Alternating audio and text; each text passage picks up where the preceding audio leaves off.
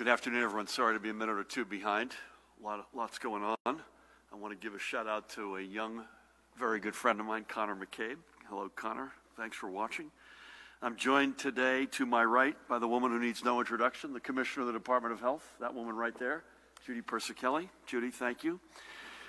To her right, the Department of Health's Communicable Disease Service Medical Director, another guy who is very familiar to you, Dr. Ed Lifshitz. Ed, great to have you with us.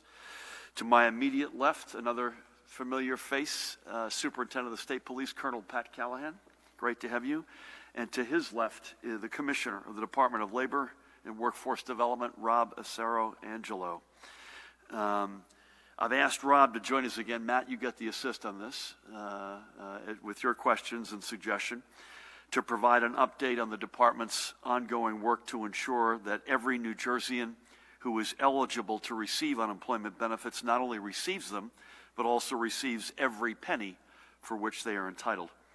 We know that for many of you, this has been a frustrating and challenging process, and while we know that great strides have been made in chopping through the tremendous backlog of claims, that's no comfort if your claim is one of the ones still yet to be processed. We have heard you loud and clear on this. Let's put this in perspective. The department has now received more than 1 million claims in just 2 months, and it has sent out $1.9 billion in unemployment assistance. Other states are facing similar challenges trying to get people paid, but I know the Commissioner and his department will continue their incredible work to make every eligible New Jerseyan whole. Last week, the department was able to process an additional 72,000 federal pandemic unemployment assistance claims. And these are the claims which make up the lion's share of the backlog. However, even as they remove claims from the backlog, more are piling up right behind them. And I know Rob will be able to give us greater detail. I also want to note that we are standing up a detailed one-stop page on our information hub for those of you who are out of work and looking for answers. And that page is covid19.nj.gov/work. I thank the team at the Office of Innovation and especially its leader, Beth Novak, and the department, as well as our partners at the Heldrich Center for Workforce Development at Rutgers University, Carl Van Horn, under his leadership, for getting this resource center up and running. And for those of you who want to keep working, our jobs portal continues to post available jobs at a range of essential employers, and that link is prominently displayed as well at covid19.nj.gov. But we urge everyone to please remember a couple of things. One, this is an unemployment crisis unlike that which we have ever seen before.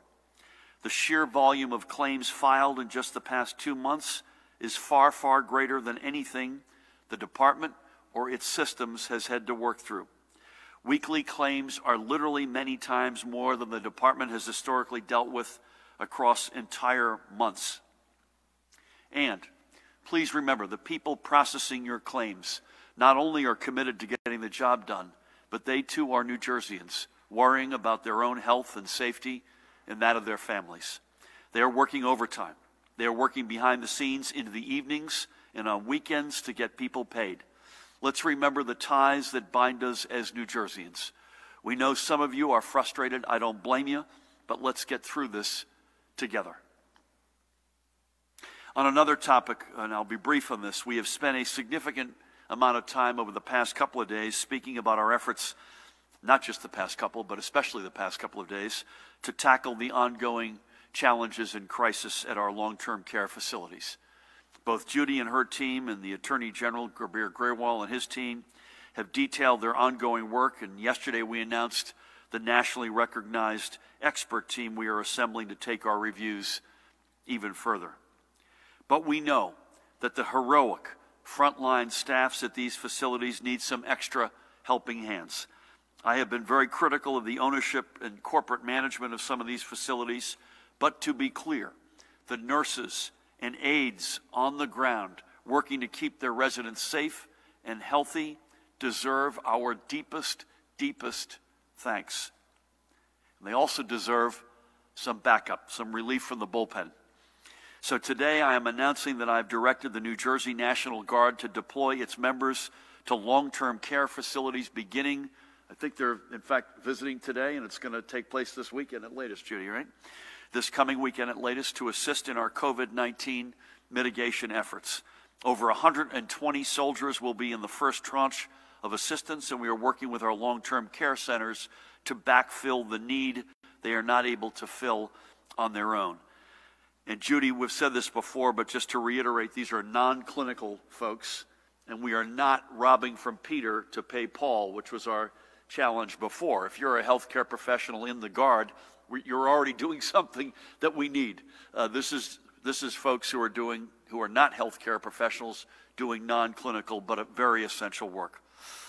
I thank not just Judy and her team, but the Adjutant General, Brigadier General Jamal Beal, and New Jersey Air National Guard Colonel Yvonne Mays, who will be the officer in charge of the long-term care facility teams. We don't take this step lightly, but we take it knowing that the crisis in our long-term care facilities requires us to take it. While we're on this topic, I also want to note that the Department of Human Services has availed its Medicaid transportation provider to assist in getting COVID-positive residents at our long-term care facilities both to and from a hospital. We are taking, as we have from the get-go, a whole-of-government approach to overcoming the challenges that COVID-19 has thrown in our way, and we will continue to do so. Now, please allow me to turn our attention to the overnight numbers. Yesterday, we received an additional 1,827 positive test results for a current statewide total of 133,635. And as we look to the trend of new cases, we continue to see the daily counts leveling, and the rate of positivity, which Judy has given us every day among those who have been tested, continues to decrease as well. The map that we have been regularly turning to continues to show slowing rates of spread across the state, and that's a very positive sign. Remember, the very lightest shade is at least 30 days for the virus to double, and that is a color that we want to see the entire state blanketed in. In our hospitals, the number of patients currently being treated for COVID-19 has decreased, Judy, to under 5,000, I think for the first time in a while, and that stands currently at 4,996. And as we see, the number of hospitalizations across our health systems regionally continues to also trend down, really more flattening in the south, but trending in the right direction. Having fewer than 5,000 people in the hospital for COVID-19 is a milestone. It means that among other things, that the stress on capacity is lessening. Just 3 weeks ago, we hit our peak at 8,270, and there was a time when we were speaking to a possibility of 36,000 hospitalizations, and the reason why it peaked at 8,270 was because of you. Everything that you have done to stay at home, to keep social distancing at the front of mind, to wear face coverings, to wash your hands regularly with soap and water, all of that has paid off in a big way. The number from the peak of 8,270 down to 4,996, that's a reduction of 40%. And again, it has been brought down in large part, if not overwhelmingly so, because of you. We cannot let up our social distancing. The fewer new cases, the fewer people in the hospital, it doesn't get any simpler than that. However, let's also keep in mind that this is still a fact, that 4,996 of our fellow New Jerseyans are in the hospital for COVID-19. So we also take this news in its full context. We still have far too many of our fellow New Jerseyans in the hospital, and let's not forget that.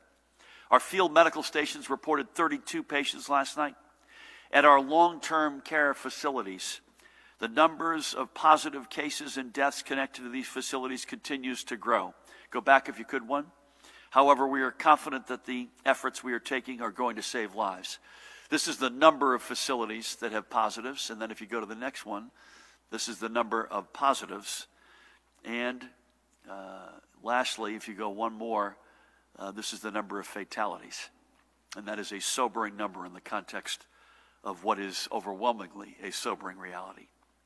The number of patients reported in either critical or intensive care in hospitals dropped considerably yesterday to 1,470, and this too is a milestone. I'm told, Judy, we've not been under 1,500 since April 4th, and that is good news.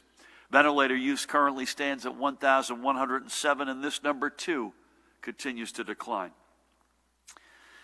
Now, good news, bad news. There were 325 new hospitalizations yesterday, but there were also 460 live patients discharged yesterday. So let's stop there just for a second.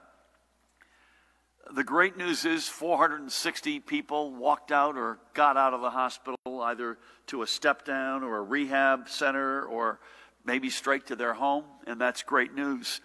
But folks, as we look at what we need to do to responsibly reopen the state, we can't help but note that yesterday, May 6th, so this is now over 2 months since our first case, 325 people walked through or were taken through the doors of hospitals. Let's look at this regionally, by the way, both the walk-ins and the discharges. And this is the first time we've shown this number. This is, again, 24 hours. This is the number of new hospitalizations by region and the number of folks who were discharged. And you can see, just as Judy has predicted for now many weeks, this has migrated. It exploded first in the north. It started to migrate through the central part of the state and now is sitting firmly in the central and south more so than it is in the north. Let's just look at that for a second. Again, think about what Bergen County looked like only a few short weeks ago. So we're going to keep, this is a statistic I think is, assuming we can bring it to you daily, we'll continue to bring it to you daily.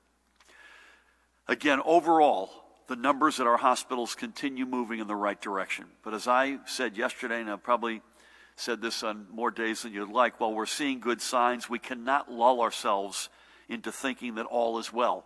We are still in the midst of a public health emergency. Our hospital counts are still above what they would need to be in normal times. So let's keep pushing these numbers down further. We need to keep working again with a couple of broad statements, themes in our heads. Again, public health creates economic health. It's got to be in that order. And that data determines dates. We will make the decisions as we have from day one on the data, the facts, and the science. So keep these in mind when you let out that sigh, and I don't blame you for letting the sigh out before you put your face covering on to either enter the supermarket or go out for a walk in your neighborhood. I know it has long lost its fun factor, but it is necessary for us to keep up with these practices. They are working, undeniably. Public health, remember, public health creates economic health, and data determines dates. However, even with the positive news from our hospitals, there are still families and communities up and down the state who are grieving the loss of more members of our collective family. Today, we are reporting 254 more deaths, more blessed souls, blessed members of our New Jersey family who have passed from COVID-19 complications, and our statewide total now stands at a staggering 8,801. As we do every day to ensure that these are never just numbers, that this is never, ever, ever abstract, let's remember a few more of those blessed souls that we've lost. Let's start by remembering Howard Arneson. Howard Arneson, Jr., I might add, of Cranford, known as Howie. He was a member of Cranford High School's class of 1960. Howie graduated from Rutgers in 1966 and was, among other things, a member of the Alpha Chi Rho fraternity. He made his career as a senior system analyst for both Supermarkets General and Wakefern, but many locals remember him more fondly as the longtime owner of the First Place baseball card store that stood in downtown Cranford. Howie was a sports enthusiast, coaching for the Cranford Little League in the 1960s and 1970s, and his voice was often the one announcing Pop Warner football.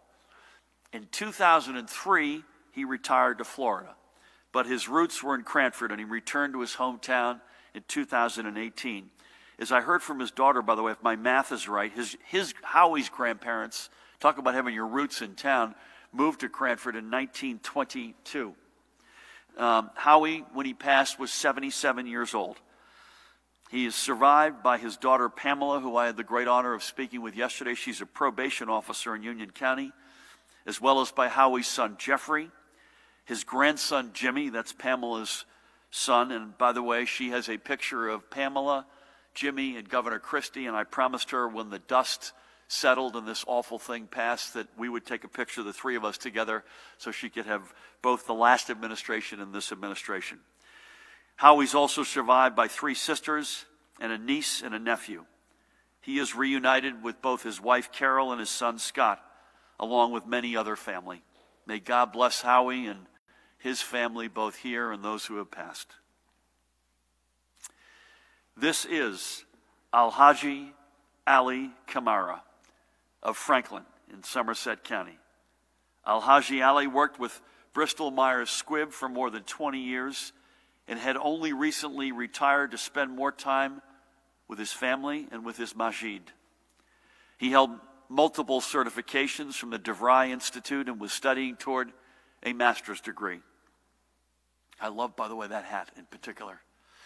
He was active in many community, social, political, and cultural organizations and was a past president of the New Jersey chapter of the Sierra Leonean group of All People's Congress and was active in the Sierra Leonean cultural organization Mabohande, among much more. He is survived by his wife, a son, 3 daughters, and many grandchildren and many nieces and nephews. I had the great honor yesterday of speaking with his widow, his wife, his son, Akeem, his daughter, who goes by, I think, both Alima and as well as Wilhelmina. He and his wife met in Sierra Leone. They were married for 45 years, and they have been in New Jersey for 35 of those years. We wish them all peace at this trying time. This one is a particularly tough one. Next, we remember 2 of our healthcare heroes. Dr. Satyendra Dev Khanna on the left and Dr. Priya Khanna on the right. They were father and daughter. They both dedicated their lives to helping others, and we lost both of them to COVID-19. The dad, Dr. Satyendra Khanna, was a surgeon who served both on staff and as the head of the surgical departments for multiple hospitals across our state for literally decades, and he passed at Clara Mass Medical Center, where he had worked for more than 35 years. He was a pioneering doctor and was actually one of the first surgeons to perform laparoscopic surgery in our state. He is being remembered by colleagues as, quote, a gentle and caring physician. And for a doctor, I'm not one, but I would bet I don't think there could be a more fitting way to be remembered, or a nurse or a healthcare worker of any kind, Judy, right? He also had a passion for bicycling, and he often found peace from the hustle of the hospital in biking along the Jersey Shore. His daughter, Dr. Priya Khanna, was double board certified in both internal medicine and nephrology, who proudly did all of her medical training right here in New Jersey. She was chief of residence at Union Hospital, now part of RWJ Barnabas Health, and then did her fellowship in nephrology in South Jersey with the Cooper Health System. And like her dad, she also worked at Clara Mass, where she passed. She was medical director at 2 dialysis centers in Essex County and was a teaching attending, taking pride in teaching the next generation of doctors. And it should be noted that the ICU physician who cared for her was trained and taught by her as well. Priya will be remembered as a caring and selfless person who put others first. And even while in the hospital fighting her own battles, she continued to check up on her mom and dad and her family. She loved swimming, spending time at the shore, beaches generally, and traveling. This is a family, by the way, dedicated to health and medicine. They leave behind a grieving wife and mother, Dr. Kamlesh Khanna, who I had the honor of speaking with this morning. You can imagine how she's doing. She is herself a pediatrician. They also leave behind 2 daughters and or 2 sisters, depending on how you look at it. Dr. Sugandha Khanna, an emergency medicine physician, and Dr. Anisha Khanna, a pediatrician, along with the next generation of Khannas, Satyender's 4 grandchildren, or in Priya's case, her 3 nieces and a nephew. Unbelievable. Our words cannot amply express our condolences, nor, I am sure, can they express the pain that the Khanna family is feeling. But I hope that the fact that our entire state mourns with them is some small comfort. And we mourn everyone we have lost. We commit in their memory to saving as many lives as we can. Let's move on, switching gears. On testing, we continue to work with various partners to scale up our testing capacity. I've mentioned this over the past couple of days. I'm not sure when it will be, but in the next few days, Judy and I are going to want to walk through our comprehensive both testing and contact tracing paradigms going forward. We have been developing, as I mentioned, this comprehensive test and trace plan for New Jersey, which, as we've said, is essential to our reopening strategy. And few states, we believe, will have done what we will have and what we will do. Many private entities are a key piece of our testing expansion, and I am proud to announce that Rite Aid will be opening appointment-only COVID-19 testing operations at 11 more of their locations across New Jersey. As these stores come online, we'll be adding them to the list of publicly available testing sites at covid19.nj.gov/testing, or you can go to Rite Aid's website to find the location nearest you, offering testing to make your own appointment. And with all of these sites online, we will have well over 130 places across the state where you can be tested. And we thank Rite Aid and their partners in our private labs for taking these steps together with us to ramp up our overall testing capabilities. As I said, expanded and accessible and rapid return testing is one of the most critical steps in our road back plan for restarting our economy and getting our recovery underway. And this takes partnerships up and down the state, whether it's with our federal partners, institutions of higher education like Rutgers, our private labs, and our commercial, in this case, retail partners. I also want to give a few more shout-outs to some of our other corporate partners and great corporate citizens who continue to step up with whether it's money, supplies of PPE, and other materials that we continue to need. Not just, by the way, for the here and now, but to begin building, as Pat knows, the stockpiles we'll need to secure our resiliency. It goes from Verizon. I want to give a shout-out to CEO Hans Vestberg and General Counsel and EVP Craig Silliman, who continue to come through in countless ways, to Bristol Myers Squibb and their CEO Giovanni Caforio and their team, which set an early commitment and keeps living up to it, to Amazon, which is also backing up its donations of PPE with donations to a food pantry. We've said this many times, but it truly takes a village, and we are grateful for everything that we have in the help toward that objective. And even beyond our corporate partners, we are extremely lucky to have tremendous residents who continue to inspire us. So let's celebrate a few more of them. First up, here is Jake Ezzo. He's the choir director at South Orange Middle School. But on top of that, he's also become a leader of the SOMA 3D Printer Alliance, which is bringing together his students and their families, and even some complete strangers from across the state in an effort to create face shields for our frontline workers. And so far, Jake and his team have produced and delivered, are you ready for this? 18,630 and counting face shields to hospitals across New Jersey and even some cases into New York. And they hope to crack 20,000 before the end of this week. So to you, Jake, and the entire 3D Printer Alliance, congratulations, and New Jersey thanks you. Next, let's head down to Long Branch in Monmouth County to meet Shannon King and Chris Parker. Shannon is a bus driver and special assistant with the Long Branch schools, and Chris is a football coach, and that won't surprise you looking at Chris. When they learned of students whose families were having a hard time accessing food and other necessities, Shannon and Chris decided to start their own pantry to support the kids they work with every day. They took their idea to Facebook and soon had received enough donations to supply 200 food baskets, but they weren't done. They expanded their effort to include a weekly hot meal. Some they made, others donated by local restaurants. And now they're helping families not just in Long Branch, but in other communities too, in the neighborhood in Monmouth County, including Asbury Park. So to both Shannon and Chris, New Jersey, thanks you. This is what it is going to take to get us through this. It's going to take teamwork. It's going to take compassion. And it's going to take focus. And all three are among our strong New Jersey values. There's no other state like us.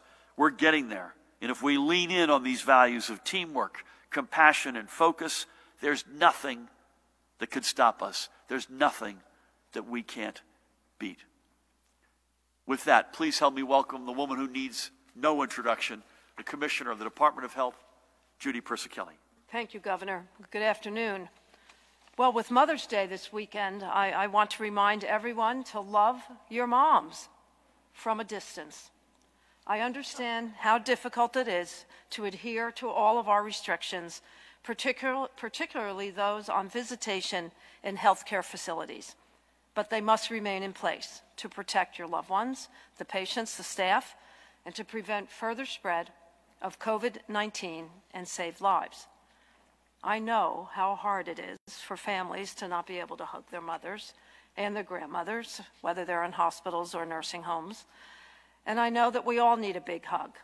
But that's why I want to thank all of those healthcare facilities and staff in hospitals and nursing homes who have taken creative approaches to ensure that families can connect and can bring well wishes safely through phone calls, FaceTime conversations, video chats. Many are bringing in extra staff to accommodate these chats and setting up seating outside of windows for family visitation. I know how much that means to families, and I encourage all healthcare facilities to celebrate the moms in your facilities and to offer virtual visits to accommodate those who want to see their loved ones this Mother's Day. This is a difficult time to be away from loved ones, and we recognize that there are circumstances where support, no matter what, is essential. And we have made some accommodations, so I just want to take a few minutes to remind you of them. In some very select circumstances, we are allowing healthy visitors. By healthy, we mean individuals with no signs of respiratory illness, such as fever, cough, shortness of breath. They should not have had contact with anyone with or suspected of COVID-19 or any other respiratory illness for that matter. And individuals should be able to wear appropriate protective equipment.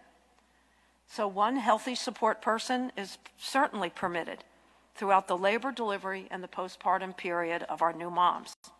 The person can be a spouse, partner, sibling, doula, or any person the expectant mother chooses. During end-of-life situations, healthy visitors are permitted. A designated healthy support person is permitted to be with an individual with a disability during a hospitalization. The designated support person may be a family member, a personal care assistant, or another disability service provider. But remember, all of these visitors must be screened and must be able to wear appropriate protective equipment. So check with your local hospitals and healthcare facilities to know what restrictions they have in place. And please continue to adhere to the restrictions and celebrate your mom from a safe distance to protect your health and certainly hers. We have talked a lot about long-term care, particularly their need to maintain adequate staffing, specifically certified nurse assistants. To give flexibility to these facilities, the department has granted waivers to bring on additional staff. These waivers give our nursing students an opportunity to serve.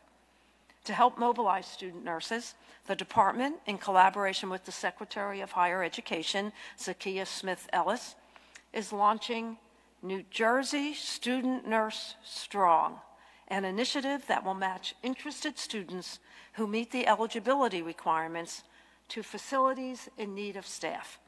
Students can work in teams of 4 to 6 to supplement the function of certified nurse aides. They will be supervised by the Director of Nursing or existing nursing staff of the facility which is in place. The students who are matched to a facility will actually be hired and compensated by that facility.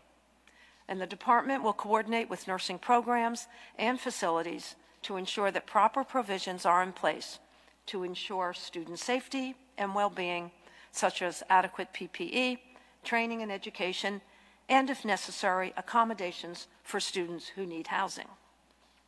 Yesterday, a notice about this program was sent to the leadership of the nursing schools and programs across the state, and we look forward to hearing from their students through our volunteer portal. Additionally, as the governor noted, tomorrow the National Guard service members will be at Andover Subacute to provide support to the facility. They will be there 7 days a week.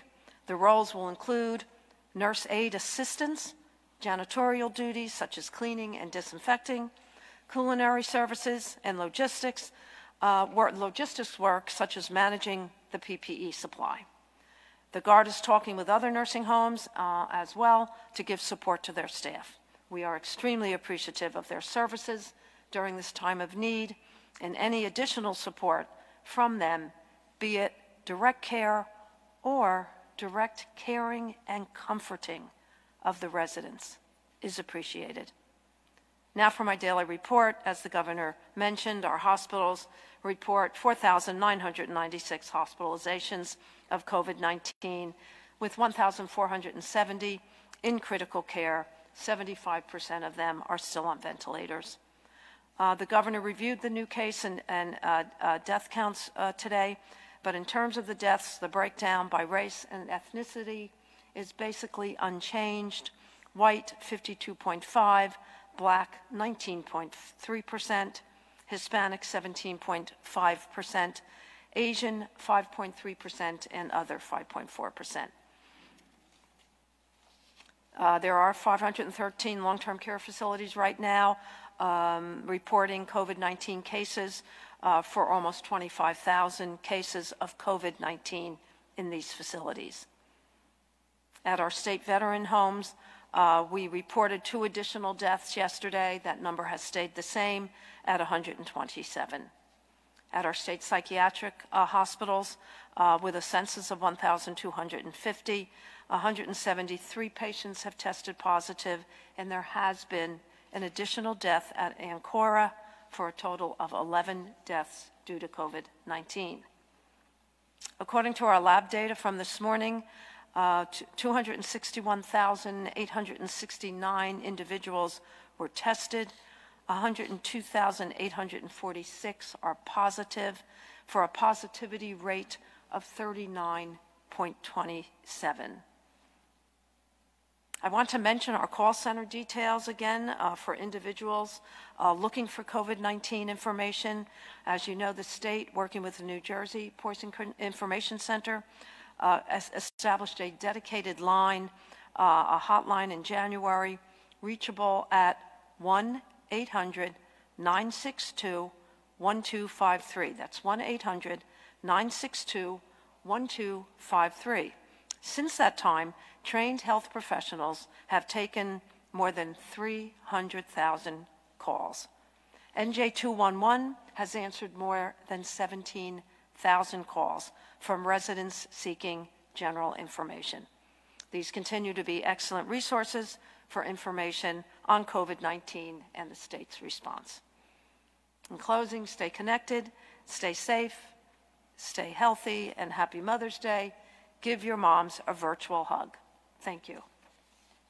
Amen, Judy. A couple of numbers and then a couple of non-numerics. First of all, I want to also give Jared Maples a shout-out, who I neglected to say earlier is with us. I don't think I said that, but if I did, you get 2 shots today, Jared. Thank you. and Matt Placken, our chief counsel, will join us shortly. Top 6 counties remain the same in terms of overall positive tests. Hudson County, by the way, is on the edge of eclipsing Bergen County with positive tests, I should note. Secondly, positivity continues to come down. You and Ed sent me a very interesting chart, which we don't have up today, but maybe we'll have that, the spot rate. And this was as of specimens collected May 1st, I believe, because it obviously takes a number of days to process them. That's something I'd love, Dan, Brian, if you could help us, we should throw that up at some point, because it shows this has peaked and has really come down, because remember what Judy is reporting every day is the cumulative. It's also interesting to see the spot rate over time. The racial inequities continue to be something that we have to underscore, because we see it particularly in the fatalities, particularly in the African-American community. And thank you for everything. Now, the non-numbers. Amen on the Mother's Day piece, the virtual hug. And secondly, we got a nice day today. I think the weather's going to turn bad for a couple of days, but Sunday looks like, Mother's Day looks like it's going to be a nice day. We had a great start with county and state parks. Please, in golf, let's keep it up. And again, the more runs we can put on the board collectively, the more optimism and confidence that gives us all collectively to take more steps. So I underscore that. Let's get away. This is both a health crisis of proportions we've never seen before and an economic crisis of proportions we've never seen before. And nowhere is that felt more than in the ranks of our unemployed and the folks out there up and down the state who have lost their jobs and who are facing times unlike any they ever thought they would face. So with that, please help me welcome back and to go through the status of the unemployment insurance claims and any other insights that he has, the Commissioner of the Department of Labor and Workforce Development, Rob Acero-Angelo. Rob?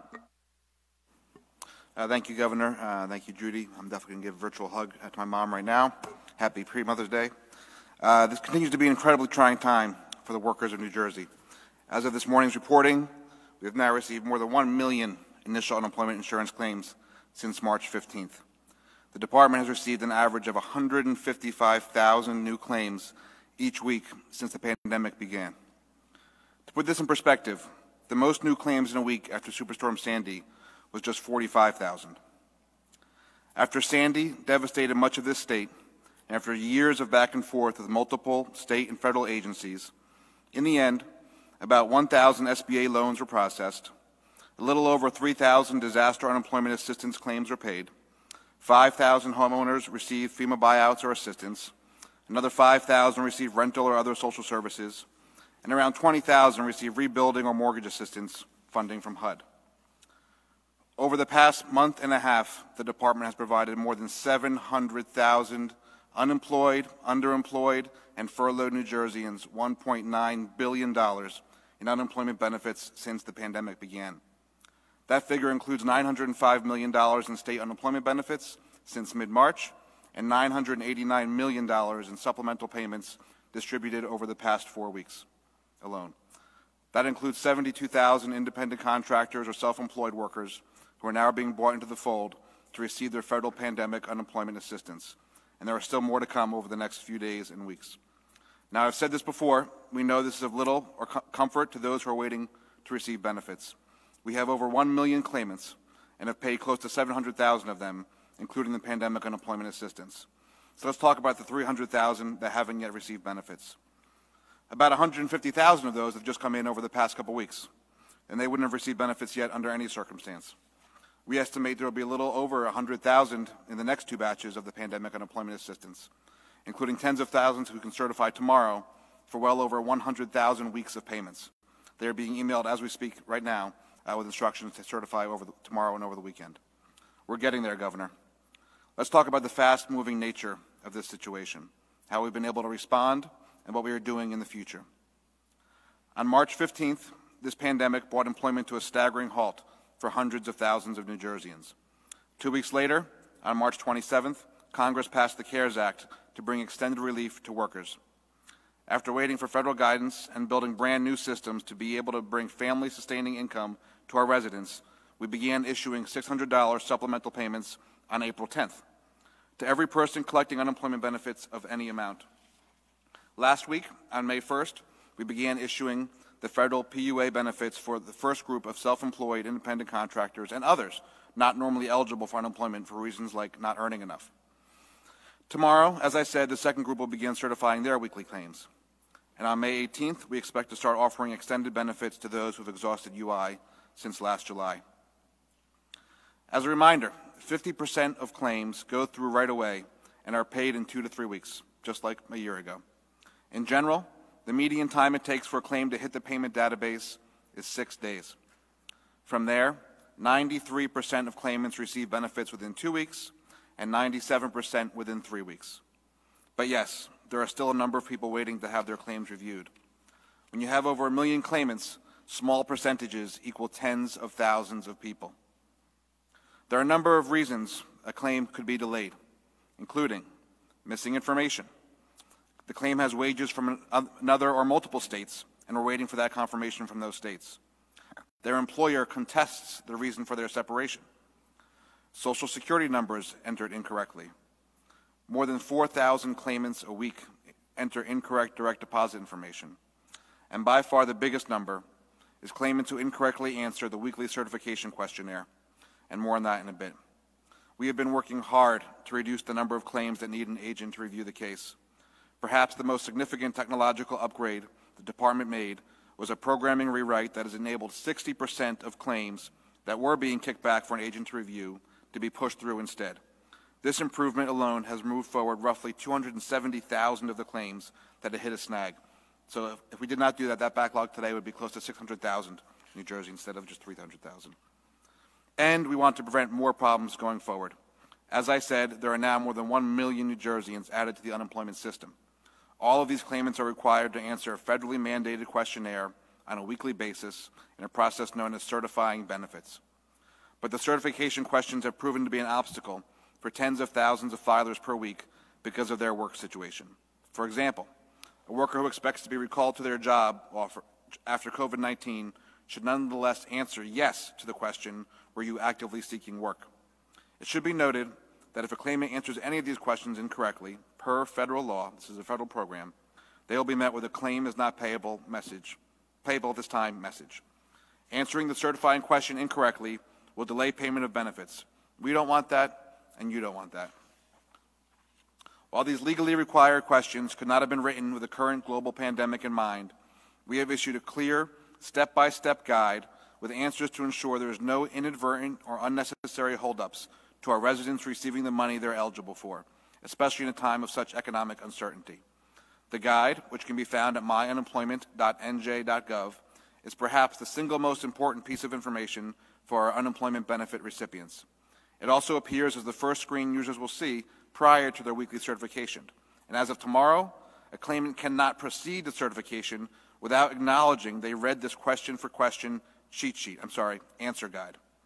We are doing everything we can to make sure the best, most helpful information is out there, and we encourage everyone to read it, as it's in their best interest.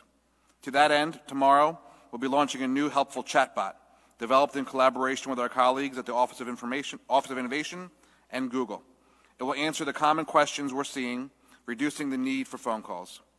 And for those who do need to speak to an agent, we are in the process of contracting a new call center to supplement our hundreds of call center staff. This has been in the works for some time, and the RFP window closed yesterday. We hope to have this fully up and running within a couple weeks to help us meet the demand. In addition, we've made hundreds of non-UI unemployment staff essential and brought them to the Unemployment Insurance Division. We're finishing up the interview and hiring process for an additional 130 new full-time staff and processing dozens of retirees to return to work. This is all on top of the tens of thousands of hours of overtime worked by our UI and information technology staff. We're doing everything in our power to get everyone the income they are entitled to. But as I mentioned, these are astronomical numbers that we've been working around the clock to address in a sadly historic economic situation.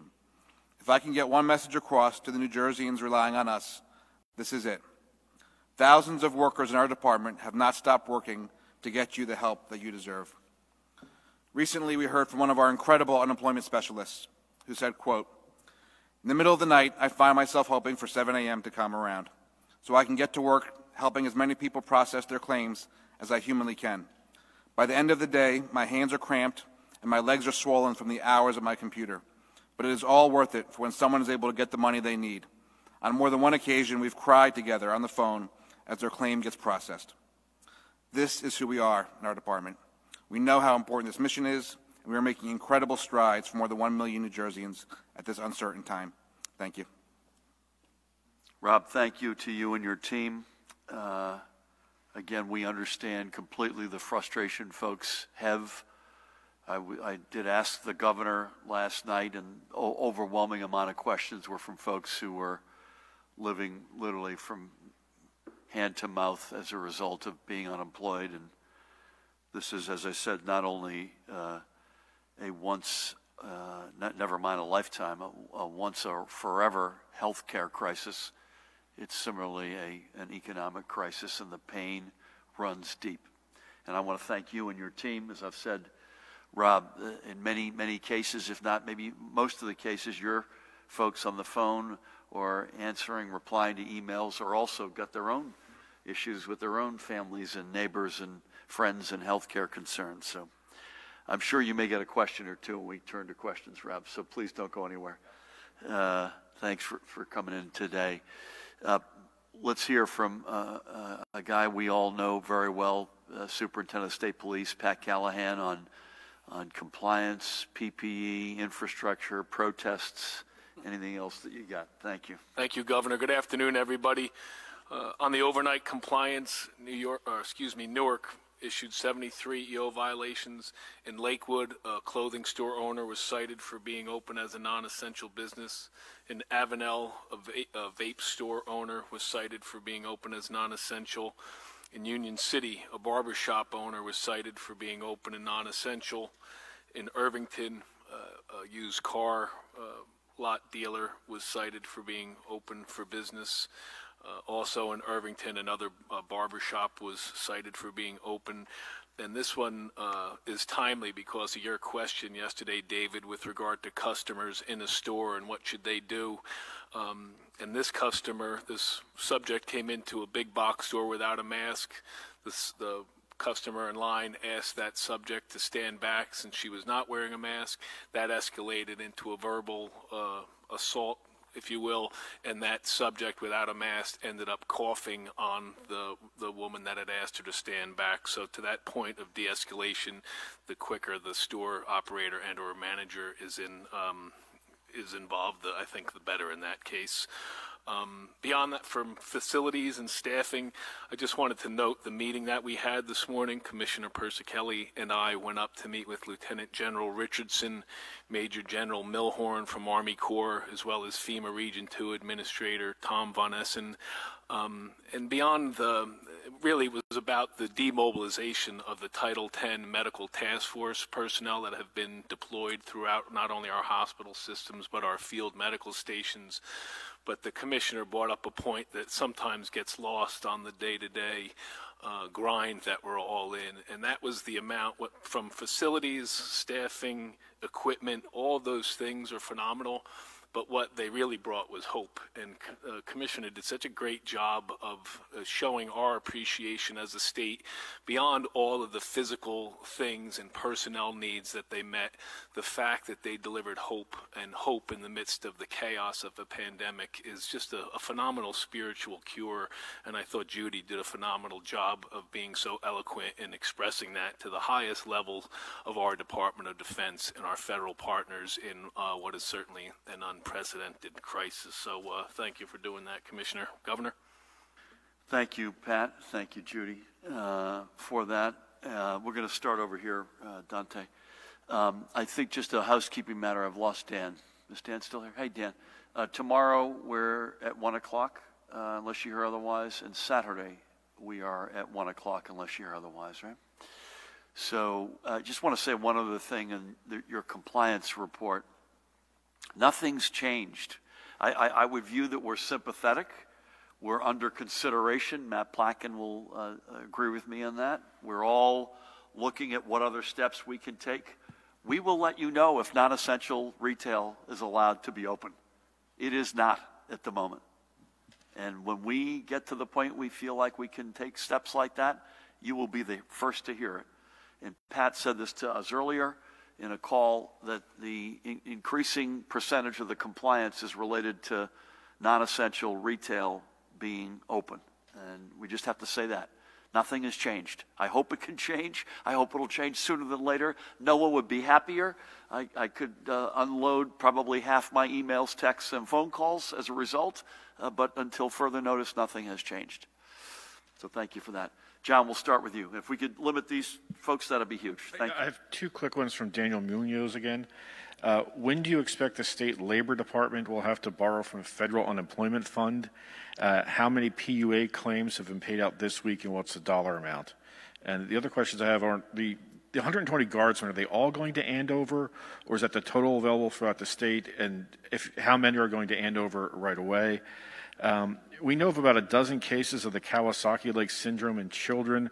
What does the state know about that right now? What are you tracking and what are you seeing? And Governor, on these numbers, again, we're getting the curve is flattened. We're under 5,000 hospitalizations and all that, but that's still a lot of people going in the hospital, a lot of people dying each day.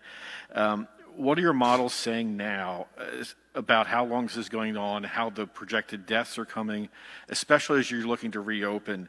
And yesterday you said there's no magic formula, no recipe, there's nothing. But do you have specific benchmarks that you are looking to as you're making this decision? John, thank you. I'm going to have Rob address. You said, at what point will the state need to borrow? Dante, don't go anywhere. State need to borrow from the feds, and what was your second? Yeah, for the unemployment, for the UI fund. The second was the PUA? PUA, yeah. The okay. numbers this week in total, dollar. Rob, do you want to hit those two real quick? Sure.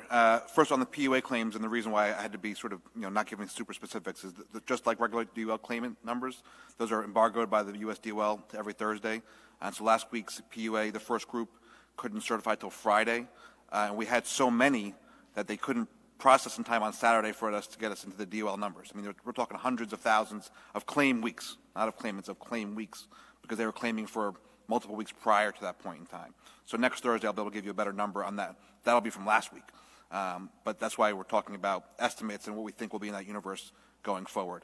On the borrowing for the trust fund, we're way far away from that. We were in really good shape going into this. Obviously, couldn't plan for this kind of economic issues, but we were the trust fund was the most solvent it's ever been leading up into this pandemic. I know that a bunch of other states have had to borrow already. I saw one very large state had the same balance on the U.S. trust fund that we had going in, and they are multiple times our size. So I'm really proud of the work done by the governor, legislature, and our staff to make sure our trust fund was so solvent going into this. And we plan to be solvent for a long time. Yeah, I mean, we've used the Mike Tyson quote a lot of times. We went into this in a very good place relative, particularly where we were a couple of years ago financially. And needless to say, everything's been blown up. I believe this is right, Judy. They're going to start at Andover, but they're available to go across the entire system as you assess the need. Is that? Yeah, we're working on where else they will go. I expect 22 guards people at Andover tomorrow. There are some there today for kind of a site review, but we expect them there tomorrow. Anything on Kawasaki? Yeah, I'm going to ask Ed to talk on Kawasaki. Please. Because it's where we've heard we get a lot of incoming, but we think we have children with Kawasaki, but CDS is trying to track. Please. Kawasaki's disease is a rare inflammation of blood vessels that essentially affects children. It is particularly concerning because they often have relatively nonspecific symptoms, and it is something that there is some treatment out there that can help prevent a pretty severe outcome. Recently, we have been hearing more and becoming aware more of an association with COVID in younger children, and particularly this has been reported out in New York State. In New Jersey, we have begun to hear these reports as well. We're reaching out to our clinicians in New Jersey to get a better understanding about what's going on, and to the CDC for additional guidance. But I do want to say this to the clinicians out there. I do basically want to say, be aware of this, pay attention to this. If you suspect that one of your pediatric patients might be experiencing symptoms that could be consistent with Kawasaki disease, please rapidly reach out to experts in the field, infectious disease, or whoever else in your hospital to further evaluate them, because, again, this is something that is potentially treatable. Ed, you said predominantly impacts kids. We had at least one of our kids, maybe more, contracted in a pool 10 or 15 years ago. Is it rare in adults? It's very rare in adults. This is a pediatric disease for the very much the large part. Yeah. John, you make a very fair observation. So I'm not going to give you a particular set of benchmarks because we hope it's not going to be one moment in time that we decide, assuming we do X, Y, and Z, everything is open again. So we're going to begin, as I said, we are looking at non-essential retail.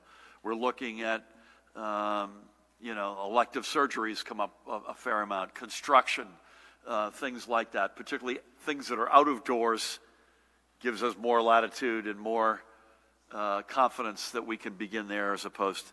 But I will say this, you got 254 people reported fatalities, 300 and something new hospitalizations. We're thrilled to be below 5,000 people in the hospital for COVID-19, but think about that. 5,000 people, 4,996 to be exact, are still in the hospital. We're not there yet. So I don't have a magic number or set of numbers. I don't think Judy does either. We're making progress. And again, I think you're going to see an iterative series of steps here. This is not going to be one moment in time that we're going to turn the lights, flip them back on. Somebody used an analogy of a light, not a light switch, but a light dimmer, and getting brighter and brighter over time. And I think, Judy, unless you disagree, that's how we're thinking about it. Is that fair? Thank you. Elise, good afternoon. Good afternoon. The first question is from Nikita from NJ.gov. Do you know when the state will release specific lost revenue estimates? Also, do you have any data on lottery revenue, specifically if revenues have dropped and by how much? Sorry, I missed the second. Which revenue? Specifically if lottery revenues have dropped and by how much? And my question, with regard to long-term facilities, is there evidence that some operators were deliberately underreporting or at least failing to comply with timely reporting? Are you confident that the nursing home numbers you have now are accurate, or will it take more time? And my last question is there any progress on an appearance here by the state treasurer to answer financial questions? Thanks. Thank you. I think getting the treasurer in is a good idea. Dan, help me, and Matt, that's a good idea. I'm not sure when, and I'm not sure I've got a good answer on either when you'll hear about lost revenues or lottery revenues. Lottery revenues we can come back to you very specifically on. I'm not sure I've got a good timing answer. Matt, do you have one on either of those questions? The Treasury Department updates the revenues every month, and they'll be providing an update to the legislature soon as part of the budget process. But to understand the full scope of our lost revenues, we're going to have to be monitoring this through the next several months as we see the impact of the last 2 months of the shutdown. But they will be providing updates soon. Elise, I'm looking at my note, and I don't know what your first question on long-term care was. Is there any evidence that some operators were deliberately underreporting cases or deaths, or at least failing to comply with timely reporting? And are you confident that the nursing home numbers you have now are accurate, or is it going to take some more time? May I just make one comment, Judy, and then turn it to you and Ed? My only comment is on was it just a delay in reporting versus willful? I think that's why the Attorney General is involved with a task force looking at this, and I think we should defer to the results that come out of his work. And that's all I would say on that, because I literally don't know anymore. I hope it is, believe me, I hope it is. We were late, we were overwhelmed. It was a 500-year flood as opposed to anything willful. In terms of the accuracy of the fatalities, I assume this is something, Judy and Ed, we continue to assess and reassess. Is that fair to say? Yeah, obviously, I think they've gotten better. They've certainly gotten the message about reporting accurate numbers. I think that we're fairly confident of the mortality reports. All the other reports that we're expecting, they need a lot more work, to be honest. From the industry. From the industry. Yep. And we'll come back to you on the, or Nikita, on the lottery and the question in specific, if that's all right. And again, I like the idea of the treasurer at some point being with us, so Dan will keep me honest. Dave, good afternoon. Hi, Governor. I guess this first one is for you and the Commissioner of Labor. You know, we get information from people desperate, crying, hysterical, and I understand, you know, you've outlined a never in the history kind of scenario here. But some people say they call, they put in the claim, and then it takes a month, and then they get a message that they have to talk to somebody. They then call, they can't get through for weeks, and they call 100 times a day. Sometimes they finally get through after the phone rings 30 times, we've been told, and then the line disconnects. Is this just simply a case of it's too huge of a problem for normal stuff to happen where people can get an answer? You had mentioned, Commissioner, some sort of a partnership is being launched tomorrow with Google. Could you give us a little more specifics exactly what that is, how that's going to work, what the impact of that's going to be? And then finally, for Dr. Ed, you had mentioned that Kawasaki disease is very rare in adults. Can you give us a sense of how rare or common it is in terms of a percentage for out of 100 kids or 1,000 kids? I mean, how many are going to get this or could get it? And do we have any sense of what the connection is with COVID? So I will just say a couple of very brief remarks, turn it to Rob, and then over to Ed, if that's okay with everybody in that order. Listen, I was on Ask the Governor last night. People are literally, I mean, the particular cases that we're hearing from, I'm hearing it as well. I want you to know that this is not something that's abstract. And, you know, because of the way we're doing Ask the Governor lately, even though it's on television, these are coming in largely through Facebook or some other, these are posts as opposed to conversations. But you can see the desperation jumping out from people. But at the same time, and Rob was listening, and he and his team have or will follow up with everybody who weighed in with me last night. I think one thing, Rob, and I don't want to put words in your mouth, there's no blanket answer. That's one of the points I was trying to make to folks last night. You saw the lists of why that Rob put up, and there's a half dozen or 8 of them. It does depend on the specific situation. You know, does the system go down, which impacts everybody? That's happened a couple of times. Yes, that's a general. The flood is a general reality that Rob and his team are dealing with, but there's also a lot of bespoke reasons why someone is where they are. But let there be no doubt, this is not abstract for us. This is real. It's painful. We get it, and we're doing everything we can to chop through it. Rob, please come in on that, and as well as, and we've heard the same, you know, I've heard the same so-called quote-unquote horror stories as well. Rob, also any comments on that as well as the Google partnership? Yeah, thanks, Governor. I certainly echo your sentiments there. And I mean, I think I've sort of hit before that we in our department are getting these same issues from everybody we're talking to, every phone line. And it's just, what I'm about to say is no way demeans any of these individual stories, but they really are anomalies. The ones that are waiting a long time. Most of them are in the PUA universe who have been cured last week, this week, and going into next week. That's a large chunk of them.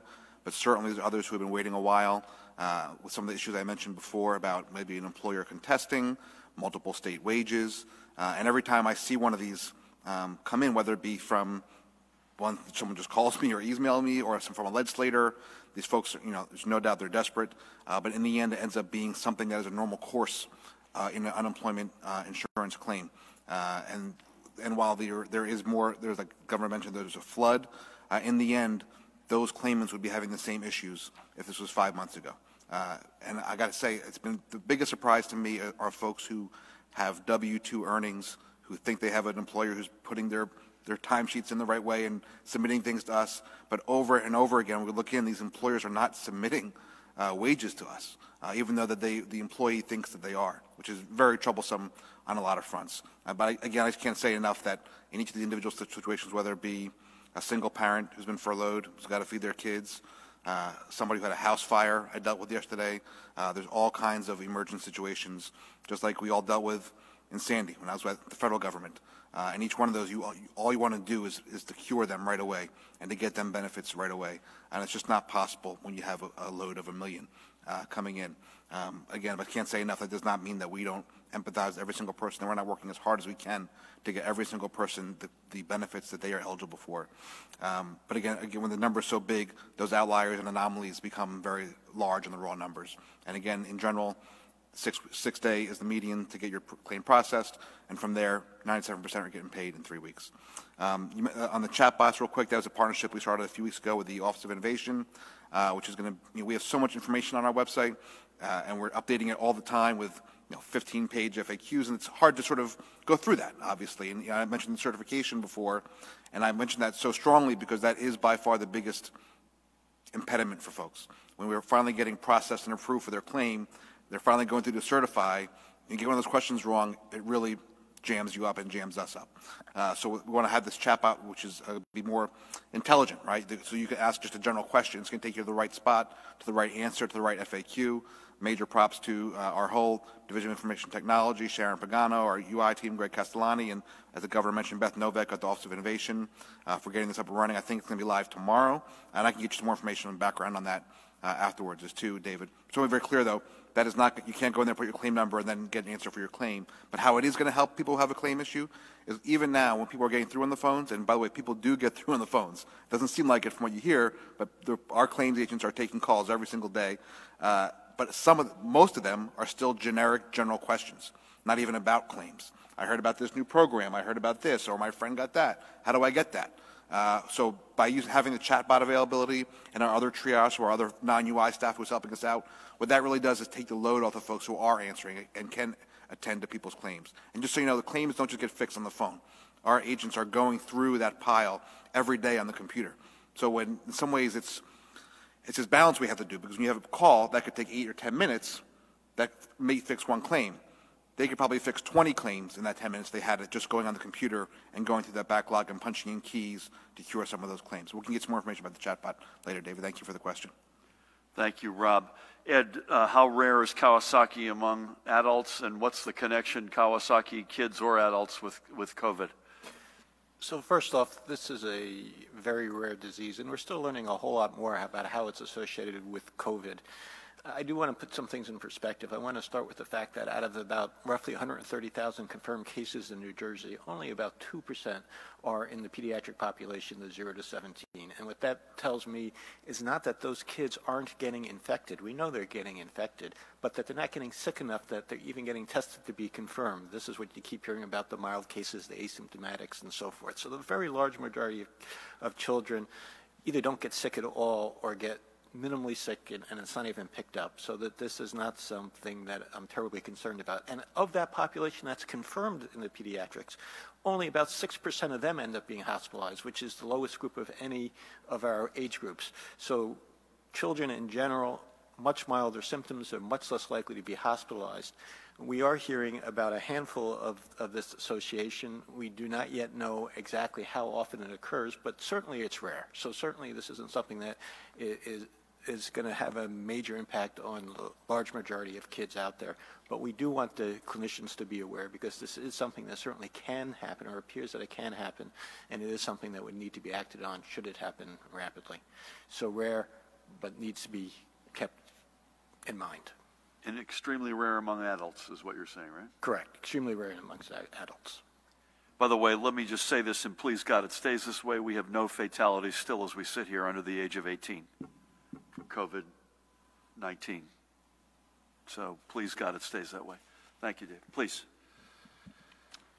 Governor, Assemblyman Kevin Rooney has called for Commissioner Asaro Angelo to resign if he can't fix the weeks-long backlog of unemployment claims.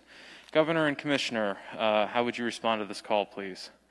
Cape May County has proposed opening their boardwalks by May 11th, their beaches, and most public facilities and businesses by June 1st. Governor, Commissioner Persicelli, are these feasible targets? What's your response to this reopening proposal? Finally, currently my understanding is that the deaths due to COVID-19 that we're hearing reported day by day are after they're confirmed. Is there any use to correlating this data set to the actual date of death rather than the date of confirmation? Thank you. Thank you. I'll leave the last one in particular to Judy and Ed. And I think we've been clear on this, that when we report, as we did today, 254 fatalities, I'll repeat this again if you're watching for the first time, that does not mean 254 people died since yesterday at 2 o'clock. These are, to your very good question, these are confirmed cases. Kevin is a good guy, a very good public servant. I consider him a friend, but Rob's not going anywhere. This is a 500-year flood. He and his team have laid it out, and I know that's not making up for anyone's frustrations. I don't blame you. But all I would say to anyone who thinks that, go to another state, because New Jersey's performance in this regard, again, this is not going to give any comfort to anybody who's out there who's frustrated, desperate, upset. It's not intended to. But New Jersey's performance is in a different place than most American states right now. So I respect Kevin, but Rob's doing a great job and he's not going anywhere. So the decisions, Matt, you tell me as a legal matter if I'm wrong here, a boardwalk and a beach has been historically and continues to be under the domain of a local decision. So I don't have any comment on the dates, but I will say this, one of the high priority areas, not surprising, given it's May 7th, that we're working on is guidance, very clear guidance on beaches and boardwalks, given that Memorial Day is coming up in a couple of weeks. So I don't know when we'll give that guidance, but I would hope sooner than later. And as I mentioned, we like what we saw with county and state parks, not just the compliance, but the things like restricting parking capacity to 50%. So capacity steps, not just social distancing, face coverings. I think there's a widely held view that face coverings are going to be an even bigger challenge on a beach, which I accept. So that's something, I don't have a reaction one way or the other than we're going to give guidance. I don't begrudge Cape May County for sort of trying to lay a plan out. Tourism is a huge part of their economic reality. We respect that, understand that, and we want to do everything we can responsibly to support it. Anything on did I cross any legal grounds here that you would want to correct? No, that's correct. It's still a local decision, but we're actively, as the governor mentioned, working to come up with statewide guidance. Also, I would note that we're working with regional states to try and coordinate as much as we can, especially with New York and Delaware. And we're actively working with local jurisdictions to get a sense from them. A lot of them are doing really thoughtful work. Cape May is one. There are a number of other communities. The beach is an iconic part of the state, but the beach isn't the same up and down the shore. So we're working with them to make sure the guidance makes the most sense. Great point on the last point you made here. We're not in a bubble, so we take a lot of inputs, and we've gotten some really good inputs right from the get-go from leadership, both in the counties on the shore as well as municipalities and mayors in particular. And that last point Matt and I were on with Senator Carper from Delaware earlier today, talking about the need. Again, we still need a lot of federal cash. Just want to reiterate that. I hadn't said that yet, Judy, so I want to make sure that I got that off my chest. And Senator Carper was very good, and we made the point that when you look at the regional council, getting the coordination, in particular, in our case with Delaware and New York, right as it relates to beach protocol is a big deal. Otherwise, you could have huge unintended consequences. So, Judy or Ed, anything you want to add on beaches or boardwalks, or specifically the question of reporting fatalities when confirmed versus a daily count? I'll talk about the deaths and how that happens. We report out two numbers every day. The number today, for example, 8,801 deaths. Those are lab-confirmed deaths. We also report out a number that's related to long-term care facility outbreaks. Today that was 4,505, and that number actually includes both confirmed as well as non-confirmed deaths as reported by the facilities. So that's where there's a little bit of difference between those two numbers. 8,801 are confirmed. You are absolutely correct that in a lot of ways, looking at by the date that it's being reported is not the most accurate way to get a sense about what's really happening. And even better than the date of death, we look at the date of illness onset to try to get a sense about what's happening, because that's our best judge of when somebody first got infected and then sick, and that matters more to us than when they actually died, because there can be a significant lag between those different events, and for different people it's a different amount of time. The department does publish this data every day on the website as a PDF in what's known as an epi curve, which kind of shows these numbers over time. That's available there. I can say that it's looking like these numbers, as far as death by date of illness onset, peaked probably roughly 2 weeks or so ago.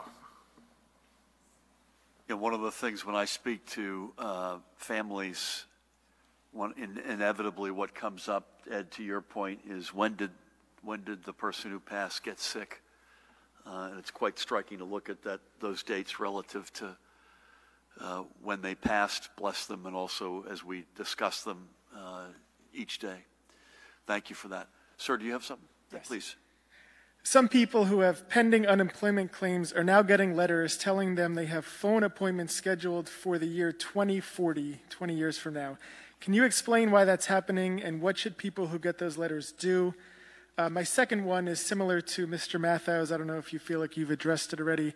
Some people are also contacting News 12 New Jersey saying that they were approved for unemployment benefits 2 months ago but have not gotten any money yet, and they want to know what the holdup is. And lastly, Governor, your reaction to the Bridgegate case being overturned. Thank you. So, Rob, why don't you, because I got one of these, at least one of these last night. I know Matt asked me about one of these where somebody got approved. They haven't gotten their money yet. And secondly, I assume that 2040 is a typo, but please, God, tell me that that's the case. I think, well, a couple things. I think you're conflating two different things. Originally, when this first started, there was a placeholder date held when we had certain kinds of appointments that had to be scheduled. That was in the year 2040. That was fixed right away, but people thought that was because we were so backlogged. That was not. It was like a placeholder. I think that was fixed weeks ago. And as far as being approved and not getting the benefits, generally when we get these kind of inquiries, it's because something's going wrong with the certification process. That a lot of folks don't know they need to certify. They think, oh, I got approved, now I'm done, the money's going to come in the mail. Obviously, this is all laid out in the instructions that they get. But again, I mentioned the certification questions before. That would keep you from getting it. But even then, you would get a note saying you're not eligible at this time. If someone becomes eligible for unemployment and gets approved, there's going to be other communications coming from us. The money just doesn't come automatically. There's steps that they need to take, and certification each week is one of them. But yes, the 2040 was a placeholder date we had on one of our systems early on. I think that was fixed in the second week of this going on. And then there are other dates that folks are getting for monetary meetings later on in this spring and early summer.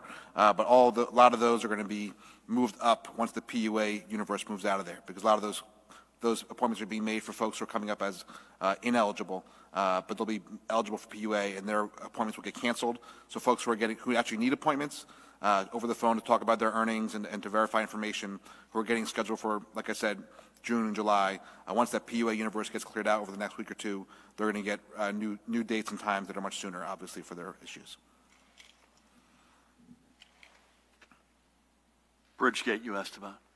I'm not a lawyer, so I don't have any comment on the legal aspects of it.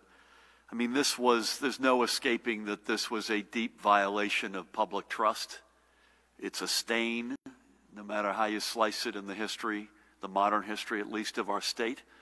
I don't think it's cause to spike any footballs. The fact of the matter is that had long legs in terms of the public trust in particular. I probably got elected overwhelmingly to fix the economy, both stronger, make it grow, and make it fairer. But I think I also got here based on, at least in part, on the fact that folks are sick and tired of the way things have been working in this state for too long, and the feeling like there's a bubble with a bunch of insiders and everybody else is on the outside saying, hey, what about me? I'm paying the price for your gamesmanship. And I say that because I don't think there's a bigger or better example than what folks felt about Bridgegate. So that's not going away. I got no comment on the legal elements of this. I think trust and public trust is a sacred cornerstone of our democracy, and it behooves all of us on all sides of the aisle, both sides of the aisle, all corners of the state. And I'm not saying that to be holier than thou or that we've got it all figured out, but this was a big dent in the reputation of our state, in the trust that our people have in the way our state works. And, you could argue that we're still digging out of it in some respects. It's nothing God knows it's nothing like what we're dealing with every day here. But the public trust is a hard thing when you lose it to get it back. And God willing, every day we collectively together are putting one foot in front of the other, and hopefully we will succeed in that respect. Thank you. Sir, do you have anything? Good afternoon, everybody. Commissioner Sarah was talking about the hundreds of thousands of claims that his office is seeing for unemployment. That number is obviously going to jump when state workers are furloughed. How do you determine which 100,000 workers get furloughed, and do you anticipate it being the only round of state workers getting furloughed? Is that it? I commend you for your brevity. Listen, on furloughing, I would just say this. I've said this, I think, publicly, that as a conceptual matter, it's something that we're open to. And so I don't have any more meat to put on that bones, other than the point that I also have made. You could make a pretty compelling argument that we've never needed government more than we need it right now. I don't know if Judy's people literally could work more hours in the day. I know, likewise, could Rob's people. You may be frustrated, but it ain't because they're not working. Pat, you got people around the clock. I mean, it's hard to see where we've got slack right now, but it's something, again, I'm not passing judgment on whether or not it may or may not make sense. So here's what I'm worried about, however, far more so than I am about where a possible furlough plan would come out. And we've said this before, but I have to say it again. If we don't get federal cash assistance direct to the state, in addition to what I think we've made a lot of progress on interpreting the CARE Act to be able to spend that money, in addition to getting the ability to borrow, including from the Fed window, we need direct cash assistance. We were on not just with Senator Carper, but Matt and I were on with a group of regional congresspersons from both sides of the aisle, I think represented Delaware, Pennsylvania, New York, Connecticut, and certainly Jersey. And I want to give Mikey Sherrill a shout out. She convened it with Congressman Peter King of New York. Bonnie Watson Coleman was with us, and give her a shout out. That's the topic. And if we don't get that cash, the unemployment rate is going to go up. If it's already not through the roof, it's going to go up through another roof. And it's going to be exactly, as a state and municipal matter, exactly the folks who we need the most to keep employed. So it's going to be, and I take no joy in saying this, it's going to be firefighters, police, EMS, first responders, healthcare, educators. It's going to be the folks at the point of attack for our residents who right now are living through something that none of us have ever lived through before, the healthcare crisis of all time in our state and our country. That's my bigger worry. Not just for what it'll do to claims and backlogs and all the stuff that Rob's dealing with, but the numbers will skyrocket in exactly of the population that we can least afford it. Thank you. Matt, you're going to close us out here. Thank you. Thanks, Commissioner. Just a couple of follow-ups on some of your remarks. I'm just curious about the call center that you referenced. Could you be a little bit more specific about maybe how many people would be working there, and a little bit more specific about where we are in terms of how close it is to opening? And for those who have exhausted their benefits, you said the extended 13 weeks will start to be processed on May 18. Is the computer system not set up to handle these claims, or why is there such a delay there? Curious also, how many staffers are working on unemployment insurance claims right now? How many are working maybe on the weekends, and what's left in the backlog? You may have answered that last one there, but just wanted to make sure I got it correct. Commissioner, many readers have told us they have been unsuccessful applying and getting a message that said authentication failed. If they can't get in by phone, how do they proceed? Maybe just one last one here is some people said they received one $600 payment, but then they stopped, and others haven't gotten the payments at all, this additional federal payment. Curious if you know what the reason for the delay is there? That last one is either they haven't gotten the 600 yet, or at least in one case you know of where someone got it and then it stopped. Is that right? More than one case. More than one case. Okay. Rob, I think these are all over to you. Please jump in. So I was going to say one broad statement is that it's hard to respond to a lot of these things that are individual one-off, right? And when obviously we're getting a lot of claims from, inquiries from a lot of your colleagues in the press about person X or Y, or we're going to story about Jim Smith, and we can't respond because that's privileged information and confidential information. Just wanted to say that off the top. Call center, we don't know. The RFQ just closed out yesterday. We have a great team at the Department of Labor looking over the bids. I don't even know what I'm allowed to legally say, so I don't know the procurement laws, but I would imagine that it's going to be based on the output, not necessarily the number of folks who would be participating in the call center. I'll say that.